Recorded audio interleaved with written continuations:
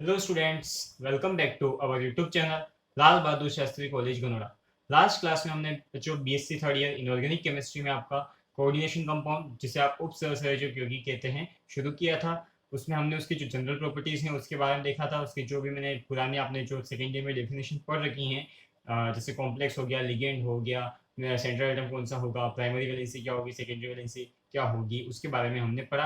और साथ ही important topic एक और पढ़ा था हमने, जिसमें ईएन नंबर क्या होता है, इफेक्टिव एटॉमिक नंबर, जिसे हम प्रभावी परमाणु संख्या कहते हैं, वो क्या होता है उसके बारे में भी पढ़ा। और नेक्स्ट हमने पढ़ा था कि जो आपके डी ऑर्बिट होते हैं, डी ऑर्बिट की जो मतलब स्ट्रक्चर होती है किस तरह से होती है। डी ऑर्बिट कितने होते हैं आपके? 5 होते हैं। तो पांचों की जो एक्सिस के ऊपर जो मतलब कि अगर उसकी जो अपन डायरेक्शनल प्रॉपर्टीज देखें तो वो किस तरह से होती है उसके बारे में हमने पढ़ा था। तो उसमें हमने दो तरह के डी ऑर्बिट पढ़े थे। कौन कौन से पढ़े थे बच्चों? तो सबसे पहला आपने पढ़ा था कि जो पढ़ा था उसमें मतलब जो एक्सिस के बीच में आते हैं, एक्सिस के बीच में जो इनकी जो पालियां बनती हैं, इनके जो डंबल बनते हैं, उनको हम क्या कहते हैं बच्चों? T2G कहते हैं। मैंने आपको ये नहीं लिखवाया होता, आप लिख लीजिएगा, T2G कहते हैं। तो इस तरह से हमारे पास 3 कक्षक बनते थे। आपको पता है सबको बच्चों 3 कक्षक किस तरह से बनाए थे हमने? इस तरह से 3 कक्षक बनाए थे, जिसमें ये एक्स वाई हो जाएगा, ये वाई जेड हो जाएगा बच्चों, और ये आपका हो जाएगा बच्चों जेड एक्स हो जाएगा। इसे हम कहेंगे डी एक्स वाई और डी वाई जेड और डी जेड एक्स।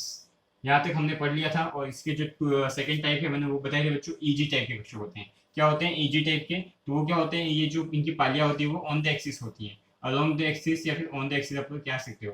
तो इस तरह से होती है। तो यहाँ पे एक्स वाई लिख दीजिए, और इसमें बन जाएगा आपका ये जो इस कक्षक का नाम क्या हो जाएगा? D x square minus y square कहते हैं। इसी तरह से ये जो ईजी होते हैं वो एक और होता है आपको, कौन सा होता है?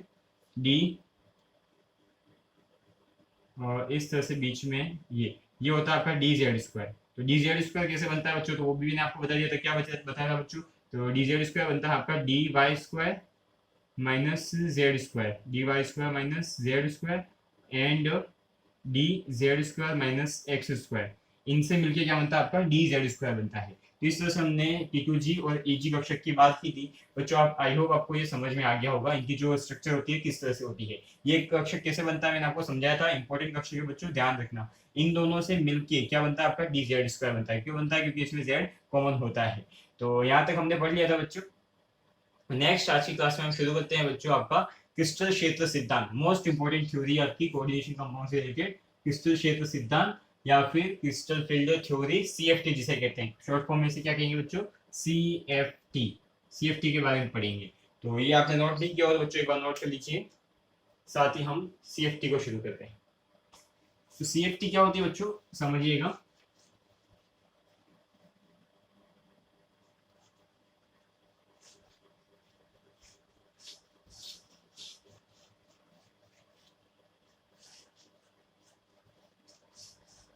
बच्चों ऑडियो क्लियरिटी भी आपको अच्छी से आ रही होगी। और साथ ही मैं कहना चाहता हूँ बच्चों कि आप जो भी क्लास ले रहे हैं बच्चे, बहुत अच्छी बात है जो ले रहे हैं, और जो नहीं ले रहे हैं उनको मैं अभी से मतलब कहना चाहता हूँ कि आप अभी से क्लास से अटेंड कीजिए। नहीं करेंगे मतलब जो कर रहे नहीं कर रहे उनको पता ही नहीं है मैं क्लास में क्या बोल रहा हूँ। लेकिन जो कर रहे हैं बच्चे, वो आपको मतलब आपकी ड्यूटी है ये कि आप अपने जो फ्रेंड्स हैं उनको कहें कि क्लास अटेंड कीजिए। क्योंकि जैसे ये सेशन होगा और 100% होगा। और इस सेशन में जैसे ऑनलाइन क्लास हमने इसलिए लगवाई है क्योंकि हम ऑफलाइन क्लासेस में आगे इतना कुछ कवर नहीं कर पाएंगे। अब जो हम कवर नहीं कर पाएंगे तो आप पढ़ेंगे भी नहीं। वैसे आप सब तो बहुत होशियार हैं, तो क्या पता पढ़ भी लें, बट नहीं पढ़े जो बच्चे नहीं पढ़ सकते उनको मैं कह रहा हूँ कि आप क्लास लीजिए। क्योंकि एग्जाम 100% होंगे, और एग्जाम मार्च में होते थे, फरवरी में होते थे, वो कैसे हो जाएंगे? मई या जून में हो जाएंगे। तो आपको पढ़ना जरूरी है। अगर आप पढ़ेंगे ही नहीं तो मार्च या जून में मई और जून में क्या लिखेंगे? थोड़े एग्जाम लेट हो सकते हैं, बट ऐसा तो है नहीं होंगे नहीं। अगर नहीं होंगे तो फिर आपका तो पूरा साल गया। और आपका साल गया तो एक साल किसी के लिए कैसा इंपॉर्टेंस होता है वो आपको पता ही है। एक साल की इंपॉर्टेंस बहुत ज्यादा होती है बच्चों। तो साल वेस्ट नहीं हो, इसलिए अगर सरकार भी अगर कहती है आपको, गवर्नमेंट कहती है कि अगर एग्जाम नहीं होंगे अगले साल होंगे, तो आप अगर सामने से कह सकते हो कि एग्जाम करवाओ, क्योंकि एग्जाम नहीं होंगे तो आपका एक साल बर्बाद हो जाएगा बच्चों। एक साल बहुत ही मायने रखता है किसी के लिए। तो समझिए इस बात को, और अपनी जो स्टडी है उसको कंटिन्यू रखिए। तो देखते हैं बच्चों अपने पास जो क्रिस्टल क्षेत्र सिद्धांत है। क्रिस्टल क्षेत्र सिद्धांत को समझने से पहले बच्चों आपका जो कोवेलेंट बॉन्ड थ्योरी है, जो आपका सहसंयोजक सिद्धांत है, उसके बारे में मैं कुछ बताना चाहता हूँ। तो बच्चों कोवेलेंट बॉन्ड में हमने क्या पढ़ा था कि जो बॉन्डिंग होती है वो किस तरह से होती है? सिग्मा बॉन्ड बनते हैं। जैसे आपके पास एक सेंट्रल एटम मेटल होता है, उसमें लिगेंड आता है। लिगेंड के पास क्या होता है बच्चों, लोन पेयर होता है। लोन पेयर क्या करता है, इसके जो एम्प्टी ऑर्बिट होते हैं, एम्प्टी जैसे ट्रांजिशन एलिमेंट ज्यादा बनाते हैं तो एम्प्टी डी ऑर्बिट होते हैं, उसमें अपने लोन पेयर को दे के ये क्या करेगा, इस तरह से एक इलेक्ट्रॉन इसके साइड रहेगा और एक इलेक्ट्रॉन इसकी साइड रहेगा, और इस तरह से क्या बना देगा, ये कोऑर्डिनेशन बॉन्ड बना देगा। कौन सा बना देगा, कोऑर्डिनेशन बॉन्ड बना देगा। कोऑर्डिनेशन बॉन्ड बनाएगा, साथ ही इसको क्या कहेंगे हम, सिग्मा बॉन्ड भी कहते हैं, क्योंकि इलेक्ट्रॉन की शेयरिंग हो रही है। बट इसमें क्या हो रहा है, दोनों इलेक्ट्रॉन यहाँ से आ रहे हैं। तो इस तरह से सहसंयोजक बंध में बताया था आपको कि किस तरह से इसमें बॉन्डिंग होती है, और इस बॉन्ड को क्या कहते हैं, कोऑर्डिनेशन बॉन्ड कहते हैं। और इन कंपाउंड को क्या कहते हैं हम, कोऑर्डिनेशन कंपाउंड कहते हैं, या फिर इनको कॉम्प्लेक्सेस कहते हैं। तो इसके बारे में हमने पढ़ लिया था बच्चों। सहसंयोजक सिद्धांत आपने सेकेंड ईयर में अच्छे से पढ़ा होगा, और आपने एग्जाम दे नहीं दिया फिर भी आप प्रमोट हो गए हैं। तो इस अगर आपने ऐसी कुछ चीज़ें छोड़ दी हो तो आप उसको रिपीट कर लीजिए, क्योंकि आगे की जो भी स्टडी है, जैसे थर्ड ईयर में आपको सहसंयोजक बंध नहीं पढ़ाया जाएगा, बट उसके आगे की जो थ्योरी है, क्रिस्टल फील्ड थ्योरी है, जॉन टेलर इफेक्ट है, उसके बारे में आपको पढ़ना है। तो वो पूरा अगर आपको सहसंयोजक बंध आता है, जैसे मैं कह दूंगा कि यहाँ पे इस तरह से अभी मैं बताना नहीं, आपको सहसंयोजक बंध में पता है कि सिग्मा बॉन्ड बनता है, किस तरह से बनता है, आपको पता ही नहीं है सिग्मा बॉन्ड कैसे बनता है या फिर कोऑर्डिनेशन बॉन्ड कैसे बनता है, तो आप क्रिस्टल थ्योरी को नहीं समझ सकते, या फिर क्रिस्टल थ्योरी की कुछ मतलब जो इसके जो लिमिटेशंस हैं आपके कोवेलेंट सॉरी सहसंयोजकता बंध सिद्धांत के, उसको आप समझ नहीं पाएंगे। तो देखते हैं बच्चों किस तरह से क्रिस्टल फील्ड थ्योरी काम करती है। हमने वीबीटी के बारे में बात कर ली बच्चों। वीबीटी में क्या होता है, सिग्मा बॉन्ड बनते हैं, कोऑर्डिनेशन बॉन्ड जिसे हम कहते हैं, लिगेंड से इलेक्ट्रॉन इसके पास आएंगे और बॉन्ड बना देंगे। इस तरह से बहुत से मतलब जितने भी इसके मैक्सिमम कितने लिगेंड आ सकते हैं, तो ई ए नंबर से हम पता कर सकते हैं। कौन सा नंबर बच्चों, E A N number, effective atomic number. इससे हम क्या पता करेंगे, कोई भी मेटल कितने बॉन्ड बना सकता है, इसके बारे में हमने पता कर लिया था। अब देखते हैं बच्चों क्रिस्टल फील्ड थ्योरी क्या होती है। तो क्रिस्टल फील्ड थ्योरी ने पूरा आपके संयोजकता बंध सिद्धांत या फिर कोवेलेंट बॉन्ड थ्योरी सॉरी संयोजकता बंध सिद्धांत, वैलेंस बॉन्ड थ्योरी को बदल दिया। संयोजकता बंध सिद्धांत ने तो क्या कहा बच्चों कि जो आपका बॉन्ड बनेगा वो सिग्मा बॉन्ड होगा और उसमें इलेक्ट्रॉन की शेयरिंग होगी। बट क्रिस्टल फील्ड थ्योरी या फिर सीएफटी, सीएफटी क्या कहती है बच्चों कि इसके बीच में कोई बॉन्ड नहीं बनता, ओनली क्या होता है, स्थिर विद्युत आकर्षण बल होता है। स्थिर विद्युत आकर्षण बल मतलब मेटल, मेटल के पास क्या होगा, मेटल सबसे पहले क्या करेगा, अपनी ऑक्सीडेशन स्टेट में आएगा। ऑक्सीडेशन स्टेट में आएगा मतलब अपने से अपने आउटरमोस्ट शेल में से इलेक्ट्रॉन को निकालेगा, जिसमें वो स्टेबिलिटी ले सकता है। ऑक्सीडेशन स्टेट में आएगा, ऑक्सीडेशन स्टेट में आने के बाद इसके पास लिगेंड आएगा। लिगेंड के पास क्या होगा बच्चों, लोन पेयर होगा। लोन पेयर मतलब इसके पास नेगेटिव चार्ज। अब ये नेगेटिव चार्ज और ये पॉजिटिव चार्ज मिलके क्या करेंगे, एक दूसरे के साथ अट्रैक्शन फोर्स से बॉन्ड बना लेंगे, और ये जो बॉन्ड होगा वो कौन सा बॉन्ड होगा बच्चों, आयनिक बॉन्ड होगा। ये आपकी क्रिस्टल फील्ड थ्योरी कहती है।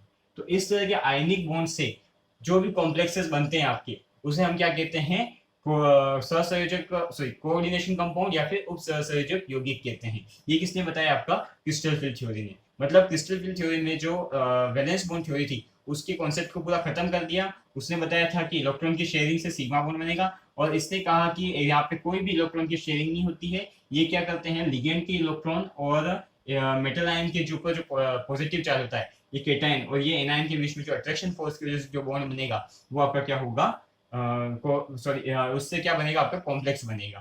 तो इस तरह से बताया, और इसके चारों लिगेंड आ जाएंगे इस तरह से, और ये क्या बना देगा, अपना बॉन्ड बना देगा। और इनके बीच में जो बॉन्ड होगा वो एक तरह से क्या होगा, पोलर बॉन्ड होगा या फिर आयनिक बॉन्ड होगा। तो नोट कर इसके आगे मैं शुरू करता हूँ बच्चों, इसकी जो मेन पॉइंट्स हैं क्रिस्टल फील्ड थ्योरी की, उसके बारे में पढ़ेंगे। आई होप बच्चों आपको ये समझ में आ गया होगा। और ये जो आपकी क्रिस्टल फील्ड थ्योरी है उसे किसने दिया था बच्चों, तो मैंने आपको लिखवाया भी होगा, नहीं लिखवाया तो लिख लीजिए, बेथे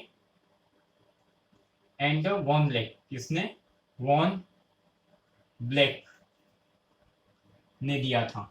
और वॉन ब्लैक और इसका जो प्रैक्टिकली इसको प्रूव किया था वो गेरिक था। गेरिक ने मतलब प्रैक्टिकली इसको प्रूव किया था, मतलब इन्होंने जो प्रिंसिपल दे दिया, बट फिर इसने मतलब प्रैक्टिकल किया, और प्रैक्टिकल के रिजल्ट और इनकी जो थ्योरी के रिजल्ट है वो क्या है, सेम आए। सेम आने की वजह से इनकी जो थ्योरी है वो एकदम सही लगने लगी। तो इसके जो क्रिस्टल फील्ड थ्योरी है उसका किसने दिया, बेथे और वॉन ब्लैक ने दिया, और गेरिक ने इसका सत्यापन किया। तो इसके बारे में आपको थोड़ा याद रखना है। वैसे ऐसे क्वेश्चन नहीं पूछे जाते, बट फिर भी आपको रिमाइंड मतलब माइंड में रखना चाहिए, क्योंकि कभी अगर आपकी किस्मत है पूछ भी ले तो आपको आना चाहिए।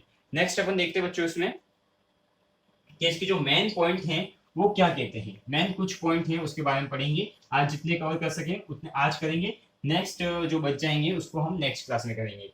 तो जितने होते उसको तो कवर कर लेंगे हम। जैसे सबसे पहले बच्चों पॉइंट देखें हम, तो अपने पास फर्स्ट पॉइंट होता है कोई भी संकुल केंद्रीय धनायन को गिरे हुए ऋण आयन या अणुओं एक सेकंड,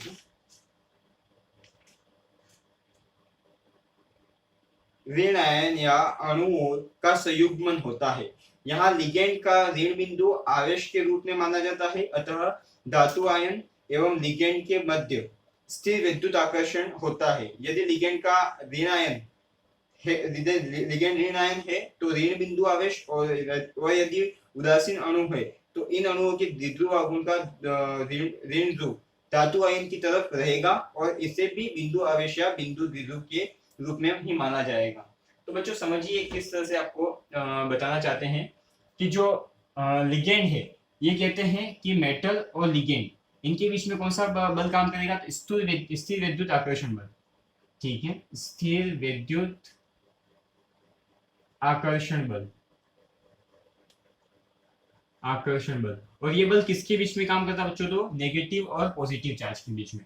मेटल आयन के ऊपर आपका क्या चार्ज होगा, पॉजिटिव चार्ज होगा, लिगेंड के पास क्या होगा, नेगेटिव चार्ज होगा। तो इनके बीच में जो आपका अट्रैक्शन फोर्स लगेगा उसे हम क्या कहेंगे, स्थिर विद्युत आकर्षण बल। और किसी भी कॉम्प्लेक्स में कौन सा बल काम करता है, तो ये वाला बल काम करता है। तो इस पॉइंट को लिख लीजिएगा थोड़ा।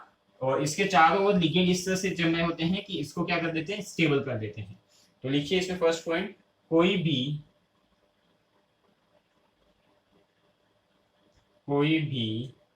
संकुल, तो ध्यान से समझिएगा, बहुत ही इंपॉर्टेंट थ्योरी है। कोई भी संकुल केंद्रीय धनायन को घिरे हुए, कोई भी संकुल केंद्रीय धनायन, केंद्रीय धनायन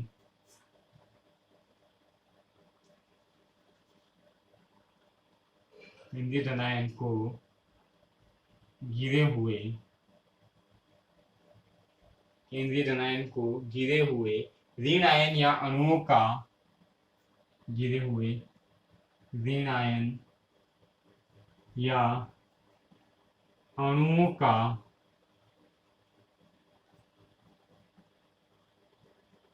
अणुओं का संयुग्मन होता है, अणुओं का संयुग्मन होता है।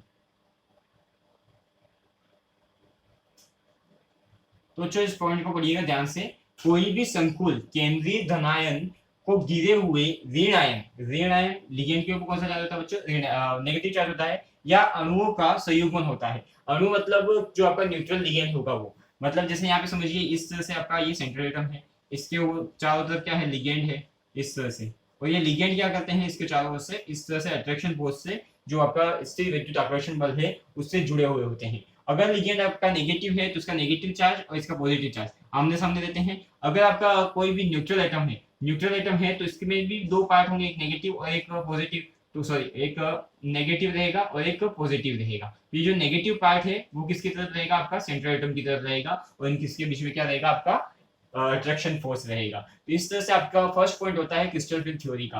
तो क्या कह रहा है ये, कि सेंट्रल एटम के चारों ओर क्या होते हैं, आपके लिगेंड होते हैं, जिनके ऊपर क्या होता है, नेगेटिव चार्ज होता है। नेगेटिव चार्ज नहीं होता है तो जो उसके जो उसके डाइपोल मोमेंट होते हैं, डाइपोल मोमेंट क्या बोले, एक साइड पॉजिटिव और एक साइड नेगेटिव होता है। तो जो नेगेटिव पार्ट होगा वो सेंट्रल एटम की तरफ रहेगा। तो ये फर्स्ट पॉइंट ने बताया। नेक्स्ट पॉइंट लिखिएगा बच्चों, ये भी इंपॉर्टेंट है नेक्स्ट पॉइंट भी।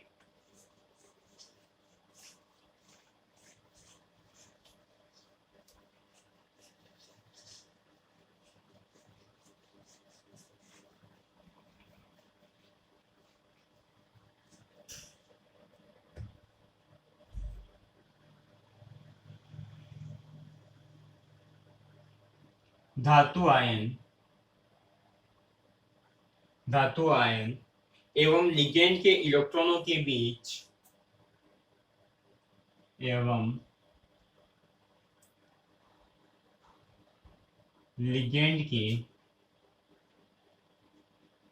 इलेक्ट्रॉनों के बीच, लिगेंड के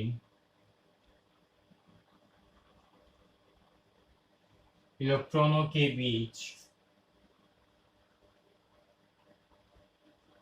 इलेक्ट्रॉनों के बीच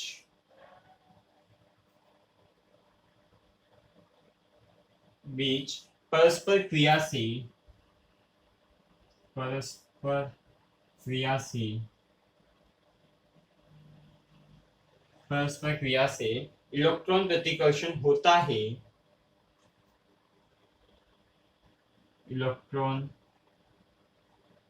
प्रतिकर्षण होता है। प्रतिकर्षण होता है।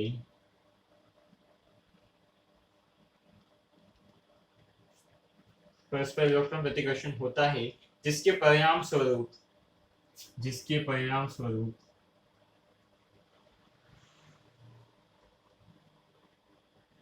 जिसके परिणाम स्वरूप जिसके परिणाम स्वरूप धातु आयन के डी कक्षकों का जिसके परिणाम स्वरूप धातु आयन के डी कक्षकों का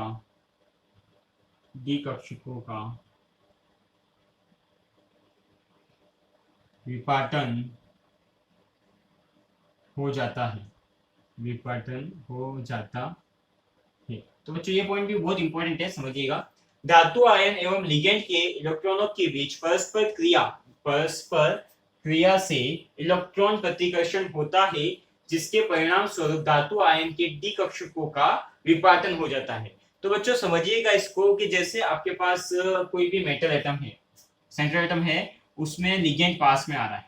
लिगेंड पास में है, लिगेंड क्या करेगा, अपने लोन पेयर को लाएगा। लोन पेयर मतलब क्या होता है, इलेक्ट्रॉन लेके आएगा। इलेक्ट्रॉन लेके आया तो इसके पास भी तो इलेक्ट्रॉन होंगे इसके आउटरमोस्ट शेल में, तो इनके बीच में क्या होगा, रिपल्शन होगा। रिपल्शन होगा। साथ ही आपके मैंने क्या कहा था कि फर्स्ट ही लाइन जो फर्स्ट पॉइंट था अपने पास, उसमें बताया था कि सेंट्रल एटम मेटल जो होता है वो क्या करता है, अपनी ऑक्सीडेशन स्टेट में आने के बाद क्या करता है, बॉन्ड बनाता है। मतलब इसके ऊपर चार्ज क्या, पॉजिटिव, मतलब न्यूक्लियस का जो अट्रैक्शन फोर्स है वो ज्यादा है इलेक्ट्रॉन के रिपल्शन फोर्स से। तो अपन कह सकते हैं इसके ऊपर क्या है, पॉजिटिव चार्ज है, तो ये इसके इलेक्ट्रॉन को अपनी ओर खींचेगा और खींच के क्या बना देगा, बॉन्ड बना देगा। बॉन्ड तो बनाएगा बच्चों, साथ ही वो क्या करेगा कि इस ये जो इलेक्ट्रॉन है और इसके इलेक्ट्रॉन, इनके बीच में क्या होगा, रिपल्शन होगा। अगर कोई मेटल है आपके पास, कोई भी मतलब आपके पास जैसे इस तरह से बॉन्ड, मतलब इस इन ऑर्बिट के साथ ये लिगेंड बॉन्ड बना रहा है, ये लिगेंड और ये इसके पास जो इलेक्ट्रॉन, इनके बीच में बॉन्ड बन रहा है, तो क्या होगा, इसका इलेक्ट्रॉन और इसका इलेक्ट्रॉन एक दूसरे को क्या करेगा, रिपेल करेगा। रिपेल करने की वजह से इसकी जो एनर्जी होगी वो क्या हो जाएगी, बढ़ जाएगी। एक किसके कंपैरिजन में, तो आपके मतलब यहाँ पे जो आपका ऑर्बिट होगा उसके कंपैरिजन में। तो यहाँ पे हम कह सकते हैं बच्चों कि अगर लिगेंड इनके कोनों पे जुड़ता है, कोनों पे जुड़ता है, तो जो इनकी आकृति है वो क्या हो जाएगी, मतलब यहाँ पे इनकी जो यहाँ वाले जो कक्षक हैं इनकी एनर्जी बढ़ जाएगी और इनकी एनर्जी कम हो जाएगी। तो डी कक्षक के जितने भी डी कक्षक है उनकी जो एनर्जी होती है वो क्या होती है, समब्रंश होते हैं, मतलब सेम एनर्जी के होते हैं। तो यहाँ पे आके जैसे इलेक्ट्रॉन इलेक्ट्रॉन के बीच में प्रतिकर्षण बढ़ेगा तो क्या बढ़ेगी, ऊर्जा बढ़ेगी। और ऊर्जा बढ़ने से इन कक्षकों की तो ऊर्जा बढ़ जाएगी जो कोने कोने पे है वो, और जो बीच में रह जाएंगे जो एक्सिस के ऊपर है उनकी जो एनर्जी होगी वो कम हो जाएगी। या फिर अगर वो एक्सिस से जुड़ता है तो क्या हो जाएगी, इनकी एनर्जी कम हो जाएगी और इनकी एनर्जी बढ़ जाएगी। तो जहां पे भी लिगेंड जुड़ेगा उन कक्षकों की ऊर्जा, उनकी एनर्जी क्या हो जाएगी, बढ़ जाएगी। तो ये आपका सेकंड पॉइंट कहता है कि लिगेंड क्या करेंगे, इनके ऑर्बिट के पास आएंगे और इनकी एनर्जी को बढ़ा देंगे और इनके कक्षकों में क्या हो जाएगा, विपाटन हो जाएगा। मतलब इनके कक्ष कहाँ लिखा मैंने एक बार फिर से, धातु आयन और लिगेंड के इलेक्ट्रॉनों के बीच परस्पर क्रिया से इलेक्ट्रॉन प्रतिकर्षण होता है जिसके परिणामस्वरूप धातु आयन के कक्षकों का विपाटन हो जाता है। इनके कक्षकों का क्या हो जाता है, विपाटन हो जाता है। मतलब कि डी के जो ऑर्बिट हैं वो बढ़ जाते हैं, एक तो हाई एनर्जी के हो जाते हैं और एक लो एनर्जी के हो जाते हैं, इस तरह से। इसके बारे में हम पढ़ेंगे डिटेल में कि किस तरह से डी कक्षकों के इलेक्ट्रॉनों का डी कक्षक के ऑर्बिट का विपाटन होता है। आई होप बच्चों आपको समझ में आ रहा होगा मैं क्या पढ़ा रहा हूँ। धातु आयन में जो भी अगर लिगेंड पास में आएंगे, लिगेंड के पास आने से जो इलेक्ट्रॉन है वो क्या होंगे, एक्साइटेड हो जाएंगे, या फिर जो उनके कक्षकों की ऊर्जा क्या हो जाएगी, बढ़ जाएगी। बढ़ जाने की वजह से इनके कक्षकों में क्या हो जाएगा, विपाटन हो जाएगा। आई होप आपको समझ में आ गया हो। नेक्स्ट इसका जो पॉइंट है वो लिखता हूँ बच्चों में, ये नोट कर लीजिएगा।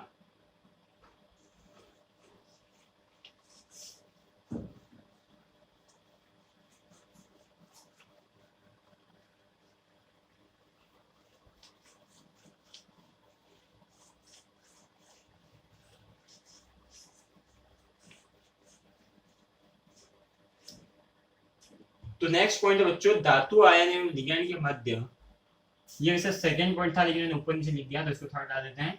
धातु आयन एवं लिगेंड, धातु आयन एवं लिगेंड के मध्य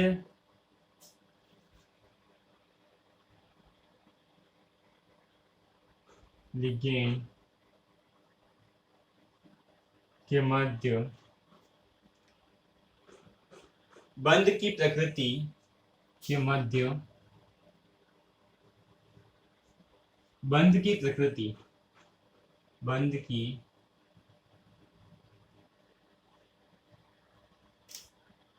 पूर्णतः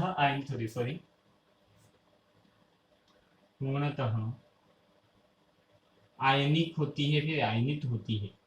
तो बच्चों ने आपको बता दिया किस तरह से ये आयनित होती है, पूर्णतः आयनित होती है। फिर से इसको समझेंगे एक बार। पूर्णतः आयनित होती है तथा यहाँ सहसंयोजक प्रकृति को, यहाँ सहसंयोजक प्रकृति को, सहसंयोजक प्रकृति को पूर्णतः अस्वीकार किया गया, पूर्णतः अस्वीकार किया गया, पूर्णतः अस्वीकार किया गया।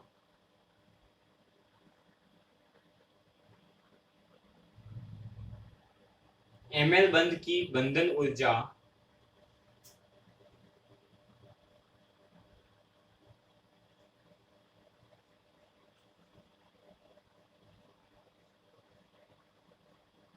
की बंधन ऊर्जा, एमएल बंध की बंधन ऊर्जा स्थिर विद्युत आकर्षण बल, जिसे हम कहते हैं स्थिर विद्युत आकर्षण बल से पता चलेगी। स्थिर विद्युत आकर्षण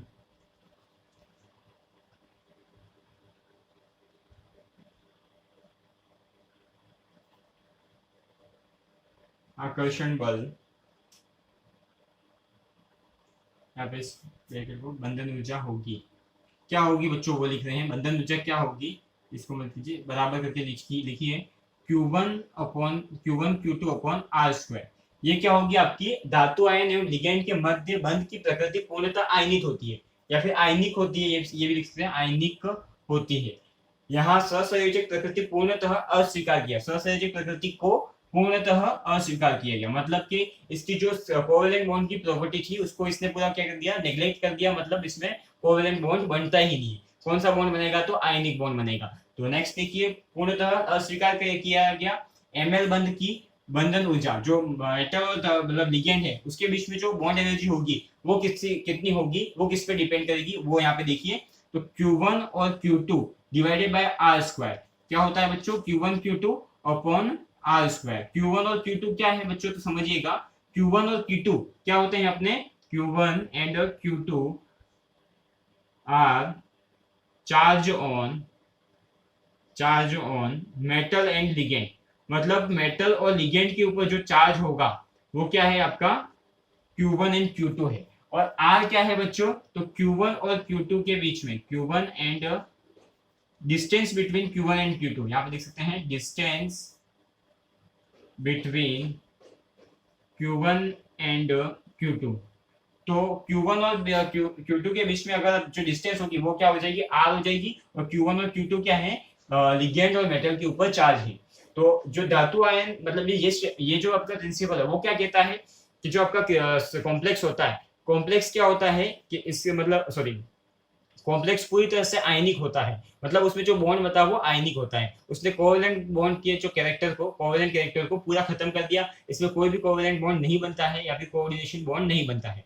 अब कोऑर्डिनेशन बॉन्ड नहीं बनता मतलब उसका मतलब क्या है, जो बच्चों कोऑर्डिनेशन बॉन्ड होता है वो एक तरह से क्या होता है आपका कोवेलेंट बॉन्ड ही होता है। मैंने आपको पहले भी बताया होगा कि कोवेलेंट बॉन्ड और कोऑर्डिनेशन बॉन्ड को कोवेलेंट बॉन्ड क्यों कहते हैं, क्योंकि उसमें इलेक्ट्रॉन की शेयरिंग होती है। बट इसको इलेक्ट्रॉन की शेयरिंग कोवेलेंट बॉन्ड में भी होती है, लेकिन इसको कोऑर्डिनेशन क्यों कहते हैं, तो दोनों इलेक्ट्रॉन क्या होता है एक ही परमाणु से जाते हैं, इसलिए अपन इसको क्या कहते हैं, कोऑर्डिनेशन बॉन्ड कहते हैं। तो इसके आगे आपको समझ में आ गया होगा कि धातु आयन लिगेंड के मध्य बंध की प्रकृति पूर्णतः आयनिक होती है, या सहसंयोजक प्रकृति को पूर्णतः अस्वीकार किया गया है। बंध की बंधन ऊर्जा Q1 और Q2 अपन R² होगी। नोट कर लीजिए बच्चों इसको।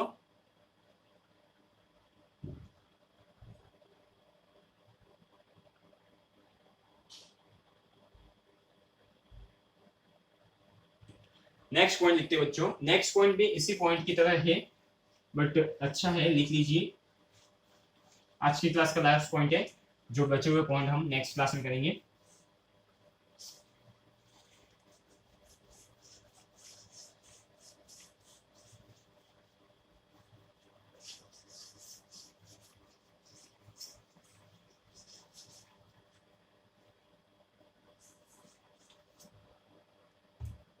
तो फर्स्ट है अपना यह सिद्धांत लिगेंड के इलेक्ट्रॉनों का, फर्स्ट यहाँ पे दूसरा पॉइंट लिखिए। नेक्स्ट जो यह सिद्धांत सिमिलर पॉइंट है अभी जो प्रीवियस जो पॉइंट अपन ने किया था। यह सिद्धांत लिगेंड के इलेक्ट्रॉनों का, लिगेंड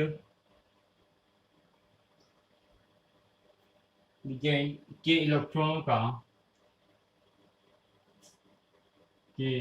इलेक्ट्रॉनों का, धातु आयन, धातु के डी कक्षकों में, धातु आयन के डी कक्षकों में, मैंने यह पॉइंट आपको समझा दिया बच्चों, फिर भी एक बार वो समझा देंगे। डी कक्षकों में जाना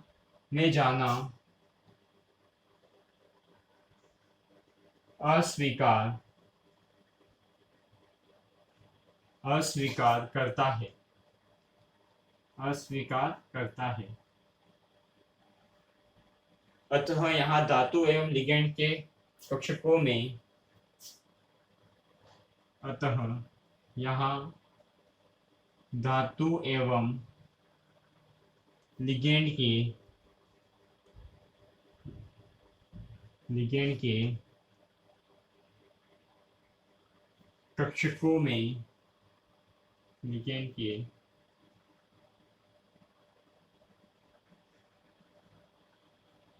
कक्षकों में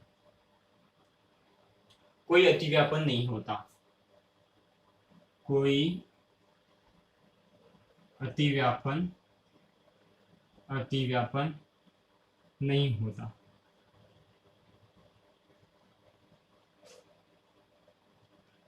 तो अच्छा पॉइंट है बच्चों, समझिएगा।